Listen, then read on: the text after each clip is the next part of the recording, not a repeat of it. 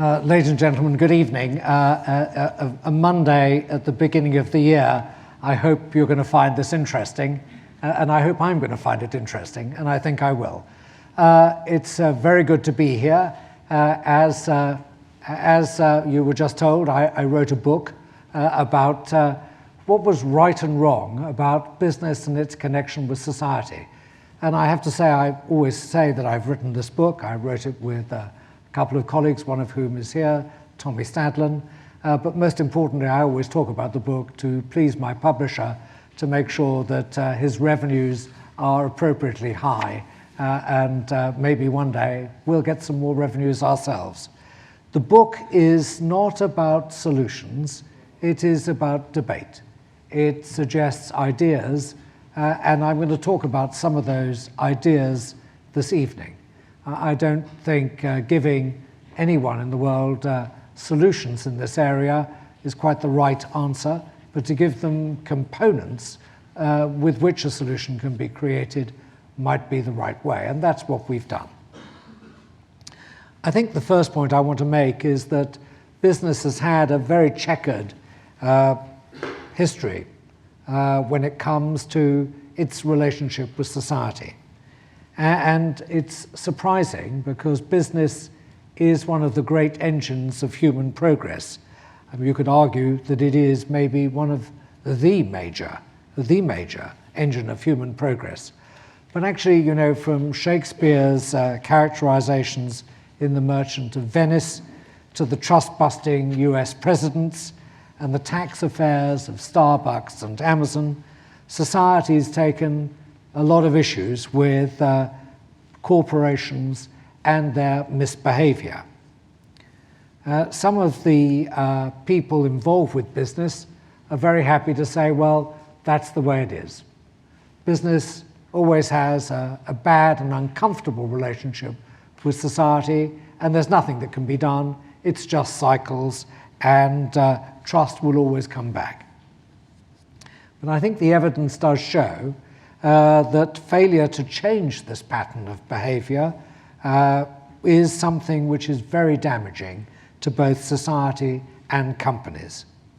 So McKinsey's research for our book shows that 30% of a company's value, on average, is at stake if the relationship with society is not kept in good order.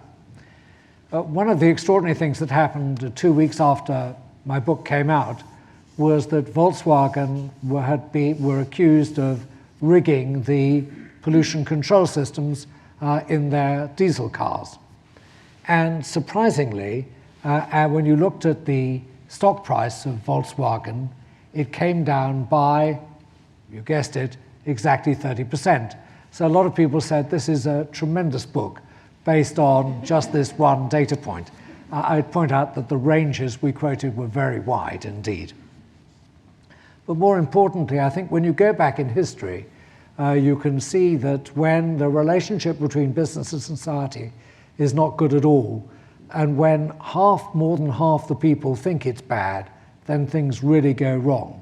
And you have to go back, you know, in China you can discover almost anything, and if you go back in the history of China, as we did, to just before the Common Era, there was a great debate between two sides of an argument about how merchants were dealing with iron and salt.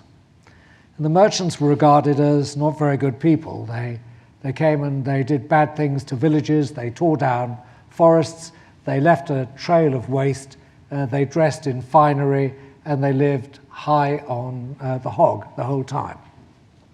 So they weren't very good, they weren't regarded as quite the right sort of people to be associated with. But this debate was set up with two sides, apparently one supporting commerce, merchants, and the others not. But it turned out that both sides agreed with each other. They couldn't stand business, and it was time to get rid of it. And that's actually what they did. And the damage was huge. Merchants were regarded as the lowest form of society. And I think they were the lowest rank, or the very lowest rank, was the son of a merchant. And that's what happens when everybody begins to think that really the cost benefit doesn't work. Business doesn't do something good, it just does something bad. My second point this evening is that it's harder than ever before now for companies to win the trust of those they exist to serve. Technology has raised society's expectations for business, and it's given everybody the tools to see what business does immediately and hold business to account. Certainly when I started my career, there was a huge respect for authority. And even if it were abused, it would take years for people to confront authority that was abusing its position. Nowadays, that's completely different and a good thing. Transparency is no longer optional because everybody is connected anyway to everybody else. So one of the first very, very big corporate scandals, corporate difficulties to play out in real time that I saw was my former company, BP, with the Gulf of Mexico oil spill, which happened a little while after sometime after I'd left. But I remember going to America and checking into a hotel, and while I was checking in, I could actually watch what was happening to the Gulf of Mexico in real time.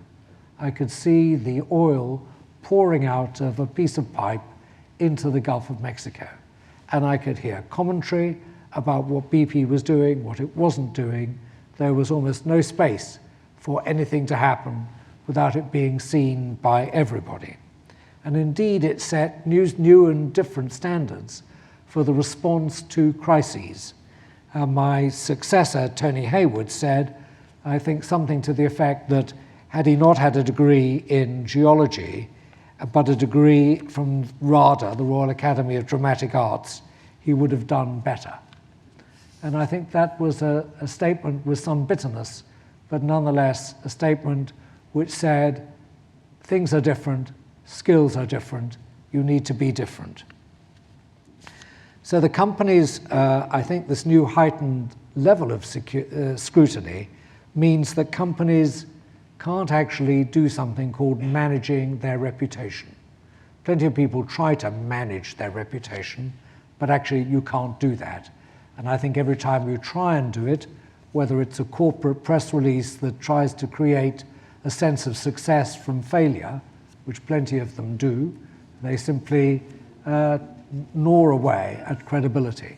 Rather, I think you have to build a reservoir of goodwill when times are good by doing the business that you do very well and making sure people are aware of you doing it well, but building that reservoir of trust. And in my book, I talk about plenty of circumstances where things went wrong and reservoirs which were full were depleted. The Tylenol scandal with Johnson & Johnson, for example. And when things didn't go well, the Ford scandal with the Ford Pinto, a car that blew up when you bashed into the back of it, and Ford knew about that and did nothing about it because they thought it was too expensive to change the model. The contrast in those different events is enormous. The third, I think, point I wanted to make this evening is that trust will only come when business leaders learn to integrate the concerns of society into absolutely everything that they do.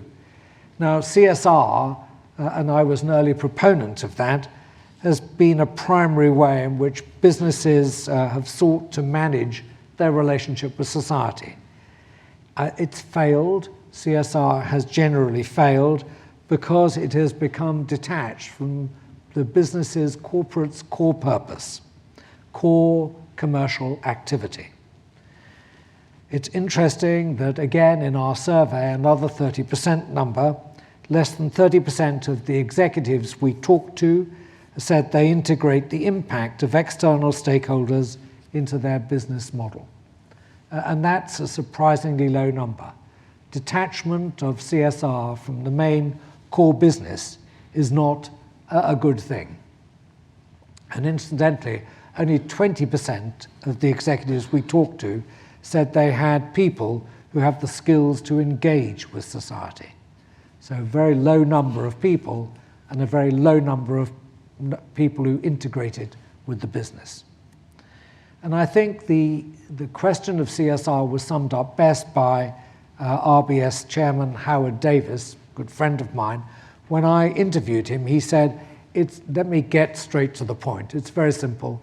He said, in my experience on boards, is that CSR is something that the board looks at for half an hour on a Friday afternoon. And that, I think, was a pretty good summary. So, and even at its best, CSR doesn't actually help you very well. You have to go to the core of the business. It didn't help Volkswagen, and it certainly didn't help Lehman Brothers. And just occasionally, it's used to cover up some bad things. So I think everybody here knows that Enron Corporation won more awards for CSR management than anybody else. And look what happened to Enron.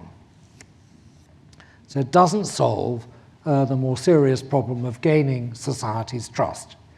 And I think we should now regard CSR as a detached activity, one which is not integrated into the line of the business's activities, the actual people doing the business, as something which should be regarded as either dead or made to be dead. I say that to an audience of people who are probably involved with this, but I think at least it's a point we could debate later. My final point tonight is I think the future success of companies is going to depend on their ability to engage radically with the world around them. So the question is, what do I mean by engage radically? In my experience, and I've been at fault to this as much as anybody else, is that companies tend to think, and CEOs tend to think, that the way to engage with people is to engage on the agenda the company has. Actually, that's not right. The engagement should be to inquire what the agenda is that other people have and engage on that agenda. That's radical. That is radical. I remember when I was faced with an issue in BP. We bought a company called Arco. It had a great oil and gas field in the middle of Papua. Papua is a place which had a hallmark of being with a very bad reputation of human rights,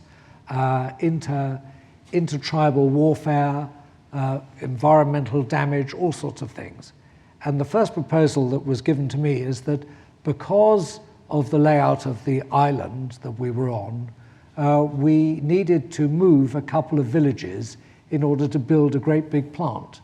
So I said to myself, I think this is probably not a good idea. We need, I think, to ask the question, what should we do?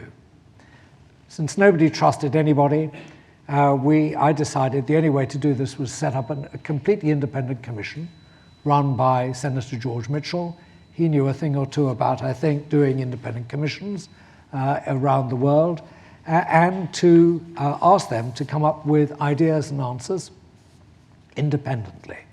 And independently meant to do the work and not to review it with BP before they published it, but actually to publish the agenda of people and the answer to that agenda without having it managed by the company that was going to respond to that agenda. And that independence made a huge difference.